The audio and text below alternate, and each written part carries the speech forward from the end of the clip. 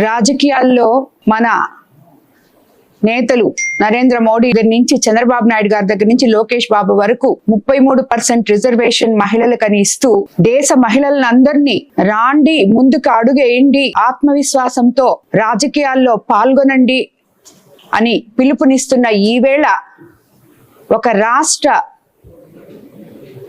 హోంమంత్రిగా, ఒక దళిత మహిళగా ఉన్నత చదువులు చదివి రాజకీయాల్లో ఎంతో పోరాడి ఈరోజు ఈ స్థాయికి చేరిన మన హోమ్ మినిస్టర్ వంగలపూడి అనిత గారి గురించి వైసీపీ నుండి ఒక మాజీ మంత్రి చేసిన వ్యాఖ్యలు నిజంగా దురదృష్టకరం. ఇది ఒక్క వంగలపూడి అనిత గారి గురించి మాత్రమే కాదు, ఆమెకి ఒక్కదానికే జరిగిన అవమానం కాదు, ఇది దేశంలో ఉన్న ప్రతి మహిళకు జరిగిన అవమానం. ఇలాగా ఎన్ని రోజులు, ఎన్నిసార్లు మీరు మహిళల్ని కించపరుస్తూ మాట్లాడుతున్నారో ఒక్కసారి వైసీపీ నాయకులు తెలుసుకోవాలని నేను కోరుకుంటున్నాను. ఎందుకంటే మీకు ఎప్పుడు అవతలి వ్యక్తుల్ని ఎదుర్కొనే శక్తి చచ్చిపోతుందో అప్పుడు వాళ్ళని గురించి, వాళ్ళని ఎదుర్కోలేక వాళ్ళ వ్యక్తిగత విషయాల్లో, లేకపోతే వాళ్ళ మేకప్ల గురించి, చీరల గురించి, లేదు వ్యక్తిగత హననం గురించి ఇవన్నీ చేయాల్సిన అవసరం ఏ రాజకీయ నాయకుడికి ఉండకూడదు. ఎందుకంటే ప్రతి ఒక్క రాజకీయ నాయకుడు నువ్వు రాజకీయాల్లోకి వచ్చేటప్పుడు మొదట నీ తల్లికి కాళ్ళకి నమస్కారం చేసి బయటకు వస్తావు. ఒక పదవి నీకు వచ్చినప్పుడు అటువంటి తల్లిని నీ పక్కన పెట్టుకొని, అలాగే భార్యని పక్కన పెట్టుకొని, చెల్లిని పక్కన పెట్టుకొని, కూతుర్ని పక్కన పెట్టుకొని, ఎదుటి కుటుంబ స్త్రీల గురించి, మహిళల గురించి మీరు ఈ మాదిర విచ్చలవిడిగా కామెంట్ చేయడం అనేది నిజంగా అది హర్షణీయం కాదు. ఇది ఎన్నోసార్లు చెప్పాం. ఇంతెందుకు, నా గురించి నన్ను ఎదుర్కోలేక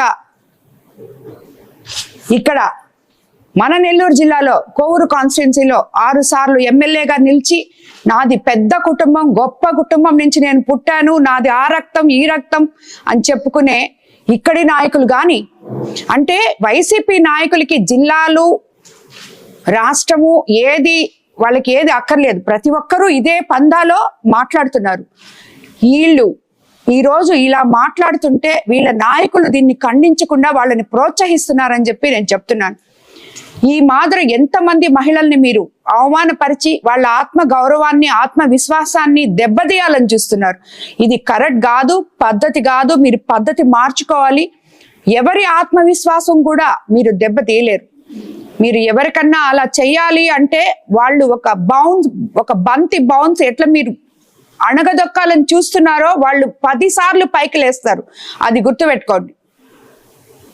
ఒక పక్క రాజకీయ నాయకులు, మన నాయకులందరూ మోడీ గారు కానీ, చంద్రబాబు నాయుడు గారు కానీ రాండి ముందుకి మహిళలని కదిలి వాళ్ళు పిలుస్తుంటే, మీలాంటి నాయకులు ఎల్లండి వెనక్కని 4 అడుగులు వెనక్కి మేము వేసే విధంగా మీరు మాట్లాడుతున్నారని మీరు అనుకుంటున్నారు.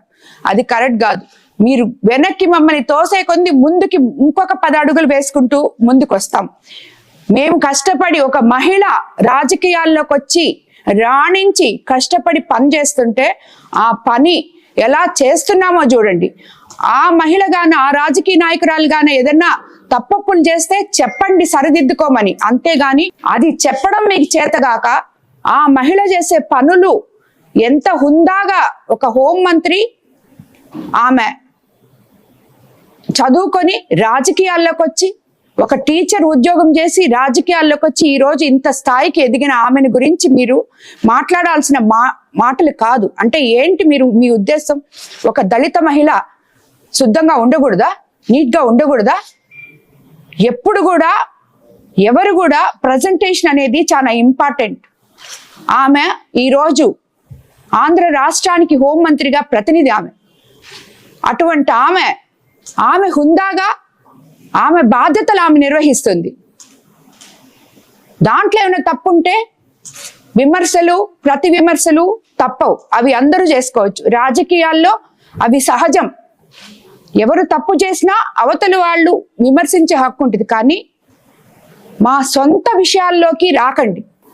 ఒక్కసారి ఒక మహిళ గురించి నోరెత్తి ఏ రాజకీయ నాయకుడైనా మాట్లాడేటప్పుడు, విమర్శించేటప్పుడు ఒక్కసారి మీ ఇంటిని గుర్తు చేసుకోండి. మీ ఇంట్లో ఎవరున్నారో గుర్తు చేసుకోండి. ఎందుకంటే ఈ రోజు 33% అని ప్రతి ఇంటి నుంచి మహిళ బయటకు వస్తుంది రాజకీయాల్లో. ఈ రోజు మేము వచ్చాం, రేపు నీ బిడ్డలు రావచ్చు, నీ భార్య రావచ్చు. వాళ్ళ గురించి అవతల వాళ్ళు విమర్శిస్తే ఎలా ఉంటుందో అని చెప్పి ఆలోచించి ఇలాగా మహిళల్ని కించపరిచే రాజకీయాలు చేయడం రాజకీయ నాయకులు మానుకోవాలి అని చెప్పి మీకు అందరికి నేను తెలియజేసుకుంటున్నాను.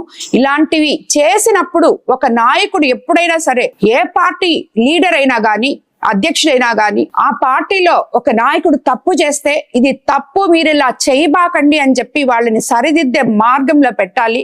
మహిళల జోలికి మీరు పోకండి అని చెప్పి వాళ్ళకి చెప్పాలి అని కూడా నేను మీకు తెలియజేసుకుంటూ, ఈరోజు అనిత గారికి ఆమెని ఇలా మాట్లాడినంత వల్ల ఆమెకి రెట్టింపు ఇంకా ఆత్మవిశ్వాసం పెరిగి ఇంకా బాగా పనిచేస్తే గాని ఇలాంటి మాటలకి కుంగిపోయే రకం కాదు అనిత గారు. అలాగే ఏ మహిళ కూడా ఇలాంటి మాటలకి కుంగిపోదని చెప్పి ఈ రాజకీయ నాయకులందరూ గుర్తు పెట్టుకోవాలని చెప్పి మీకు అందరికీ నేను తెలియజేసుకుంటున్నాను. గౌరవించడం నేర్చుకోండి ఫస్ట్, దాని తర్వాత మీరు రాజకీయం చేస్తారు. ఇంకొకటి కూడా మీకు అందరికీ ఒకటి తెలుసో తెలీదో, ఈ రాజకీయ నాయకులకి అందరికీ అన్ని దగ్గరలా ఇటు పురుషుల కన్నా మహిళా ఓటర్లే ఎక్కువ మంది ఉన్నారు.